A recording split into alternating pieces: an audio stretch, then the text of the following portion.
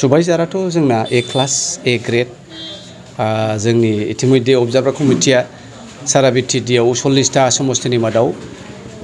जोङो ब्लकफ्राव गिदिंजोब्बाय थारमाने समस्तियाव गिदिंजोब्बाय आरो बे समस्तिफोरखौ नायै सबसे साबसिन समस्ति जेराव बुदा रेडि जेराव मण्डला रेडि आरो जेराव ब्लकआ रेडि दा बे हिसाबै सुबाइजारा बिराद मोजां दा मोनसेल' जिनिस बावहाय जोंनो नांगौआ जाहैबाय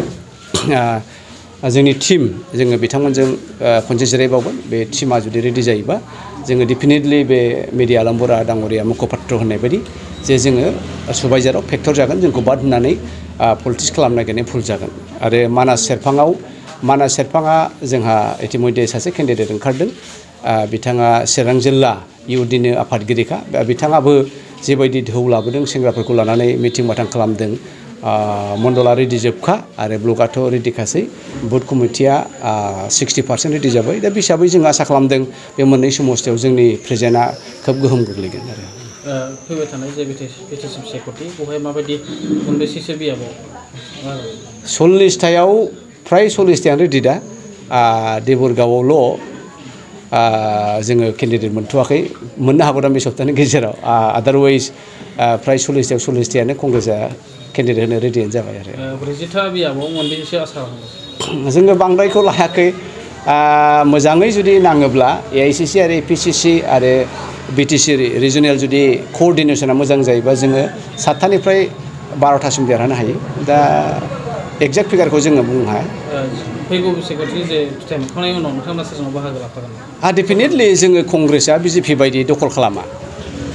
जोङो सोरबा ना बारलि सोरबा ना थिमि बायदि जों बे बाथ्राफोरखौ बुङा नोङो नायदो हिमन्त बिश्व शर्माया मोनसे खोथाखौ बुंदों जे बिसिडिसिखौ बोखारनाय बिसिडिसिया जोंनि 6 सिडुलाव बियो गामियारियावहाय गामि डेभेलपमेन्टआव बे बिसिडिसिनि थ्रुयै जोङो मावो दा बेखौ बोखारनो नागिरनाय माने बिथाङा 6 सिडुलनि जे जोंनि मोन्थाय बेखौनो बिथाङा समर्थन खालामाखिसै अब्ला बिथांनि बुंनाय आरो दिलीप शइकिया बिजेपिनि प्रेसिडेन्ट बिथांनि बुंनायजों मा पार्टिखौ जागोन दा बेनिफ्राय नुबाय जे बिजेपिया बेसिकेलि हिमन्त बिश्व शर्मायानो जा आरो दिलीप शइकिया आसाम बिजेपिनि आफादगिरि बिथां बुंनायानो जा बिथांमोनहा एक्सुवेलि बेलेन्स ब्लक 6 सिडुल बे समर्थन गैया दा बिजेपिया बेहायनो आरो बिसिनि हिडेन मोनसे एजेन्डा बेयो दिनै बेरखांबाय बिथांमोना बिटिसिआव उन्नयननि जेबो सिन्था खालामाखै दा बेखायनो इउपिपिएलआ निस्सय खोब साफार जादों आरो बिपिआबो साफार जादों दा बेखौ नायोब्ला जोंनि लक्ष्यआ एक्सुवेलि 26आव कंग्रेसआ गभर्नमेन्ट दानायनि रोखा फारसेजों थांबाय थादों जोङो बिपिएफ आरो इउपिपिएलखौ लानानै स्टेटआव गभर्नमेन्ट दागोन आरो बे हिसाबै जोंथ' दखलखारि नंखाया नालाय बिथांमोनखौ लानानैनो जोङो माबा मोनसे बिटिआरनि जौगानायखौ मावोब्ला जों मावगोन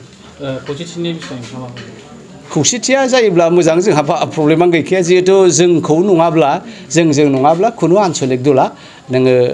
स्टेटआवनो जा सेन्ट्रेलावनो जा माबा मोनसे मावनो नाजानाया जाफुंसारगोन आं बेखौ नुवाखै बे हिसाबै खौसेथि जानानै इउपिपिएल आरो बिपिएफआ मेक्सिमाम सिट लानानै जुदि गभर्नमेन्ट दायोबा बे मोजां खबर आंहा बाहाय बुंनांगौ जेबो गैया